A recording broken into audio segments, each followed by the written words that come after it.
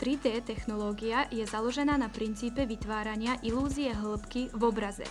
Teda máme výšku, šírku a hĺbku. Najjednoduchší spôsob, ako vyvolať v mozgu dojem trojrozmerného obrazu, je poskytnúť každému oku diváka dva rôzne obrazy, ktoré predstavujú dva pohľady na rovnaký objekt s menšou odchýlkou, ktorú oči prirodzene dostávajú pri binokulárnom videní. Mozog spracúva tieto obrazy a vytvára jeden 3D obraz. Prvé 3D projekcie sa premietali ešte v 20. rokoch a pravda, že odvtedy sa niekoľko vecí zmenilo. Dnes máme vysoko vyspelú 3D technológiu a k tomu prístupná je každému. V Amerike začali hasnúvať Anaglyph systém. Vlastne to je rozkladania dvoch základných farbov, svetlej aj červenej.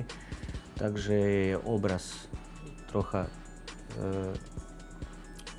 keď ho hľadíte bez okuliarov, znamená, je nie ostrý, ale keď sa dajú okuliare, potom sa tie dve farby ponapravia a aj sa dostáva ilúzia 3D priestoru. Nasledovný krok bol polarizačný. Tu už okuliare boli enakej farbe.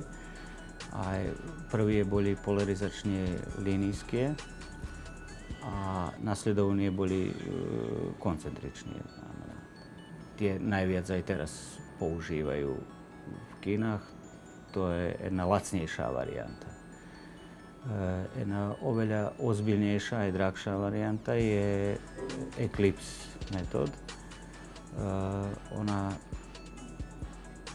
používa tekúci krystál a okuliare sú synchronizované s projektorom. Aj ide o to, že sa zatemňuje každú oko ponaosob každý druhý frame. Tak vám naraz je tma na jedno oko, naraz tma na druhú. A obraz, ktorý sa dáva na ekráne, taktiež má tú synchronizáciu, aj potom v stálnom mienianí tých dvoch perspektívov sa dostáva ilúzia o treťom priestore. Teda pre pozeranie 3D obsahov sú nevyhnutné okuliare? Teraz áno. No, do budúca už sa vyvíja technológia, že budeme môcť aj to bez okuliarov robiť. Špeciálne kamery, ktoré majú naraz dva objektívy, znamená dve perspektívy, ktoré sa rozmknutí ako aj ľudské oči. Prednosti sú tie, že tohto momenta máme veľkú komercializáciu v kinách, ale pomaly sa to prenáša do druhých sférov. Takže teraz začali aj dokumentárne filmy tvoriť v 3D techniky. Je prvý virtuálny muzej na svete vlastne. 3D technológie umožňujú nekonečné možnosti hry s virtuálnym. Sú schválené najmä vo vedeckom svete. Ako sa o tom zmienili tí, čo sa zaoberajú tou druhou stránkou, ľuďmi?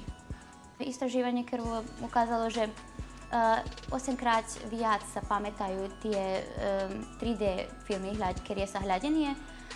Aj mozog sa zbúni tým, ako to má obrobiť, tú informáciu dostať v 3D. A môže sa stať, že sa pomieša s tým, čo sme my vlastne dožili.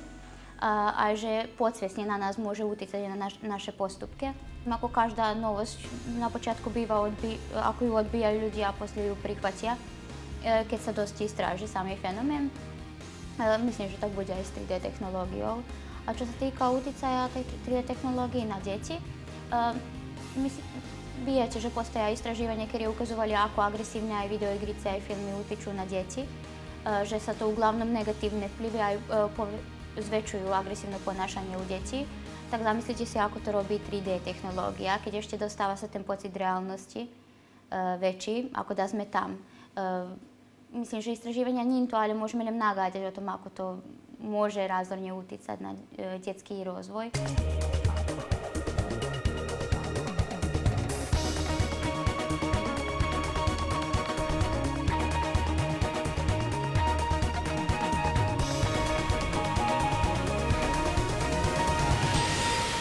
budúcnosť je veľká za to, že všetko vlastne to aj prejde na obrazovke, na mobilové telefóny, na všetko, čo používame vizuálne. Tak.